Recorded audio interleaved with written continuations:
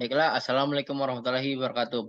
Perkenalkan, Mas Arya Julendra dengan NIM 1112822227055.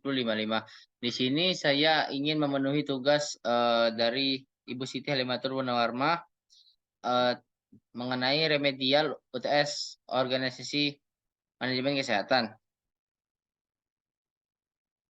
Baiklah, sebelum saya membahas jurnal yang saya cari, di sini saya ingin sedikit meresum materi yang disampaikan Ibu Siti Halimatul Munawarma mengenai konsep dasar manajemen. Manajemen adalah proses yang terdiri atas perencanaan, pengorganisasian, penggerakan, pelaksanaan, dan pengawasan dengan memanfaatkan ilmu dan seni untuk mencapai tujuan yang telah ditetapkan.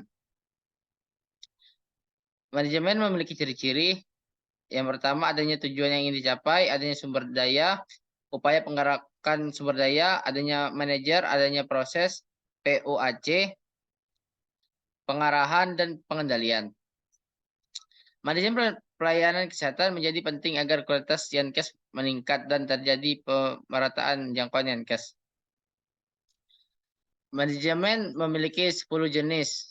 Yang pertama, manajemen SDM, mutu, strategik, operasional, logistik, pemasaran, keuangan, risiko, perubahan, dan pengetahuan. Baiklah, di sini saya mengambil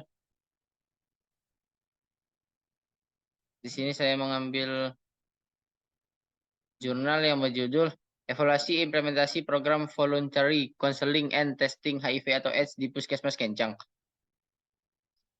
Sebelum masuk ke pembahasan PAC, di sini saya ingin mengenalkan SOTK dari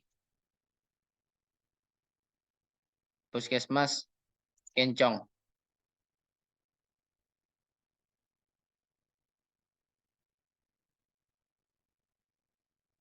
Baiklah, ini SOTK dari Puskesmas Kencong, ya. Dari camat sampai bagian pelaksanaan. Baiklah, saya ingin membahas tentang POC dari jurnal yang saya ambil.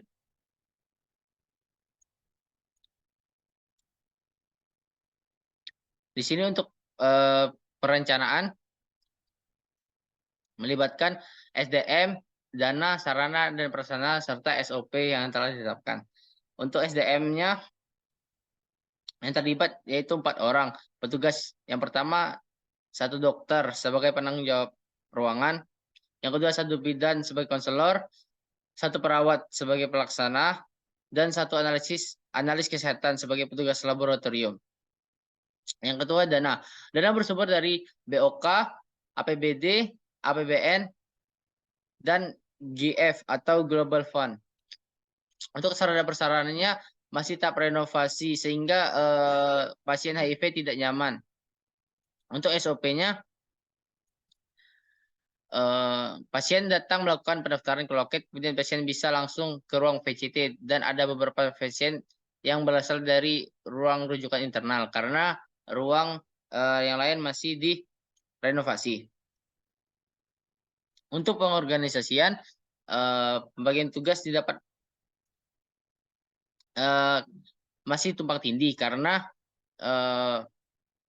petugasnya sedikit sedangkan pasiennya banyak. Untuk pelaksanaan seperti tahap konselor pada umumnya, tapi untuk HIV ini bersifat lebih privasi lah. Untuk outputnya bisa dilihat dari tabel tentang jumlah kunjungan VCT di Puskesmas Kencong Kabupaten Jember. Pada tahun 2015 yang berkunjung sebanyak 329, yang positif 22 orang. 2016 193 kunjungan dan 10 positif HIV. 2017 119 kunjungan, 3 HIV. 2018 287 kunjungan, 8 positif HIV, dan 2019 318 dan positif HIV-nya sebanyak 14 orang. Yang disimpulkan dari tabel tersebut yaitu bahwa semakin tahun angka positif HIV di Kabupaten Jember melalui program VCT ini meningkat. Mungkin sekian dari saya. Wabillahi taufiq wal hidayah. Wassalamualaikum warahmatullahi wabarakatuh.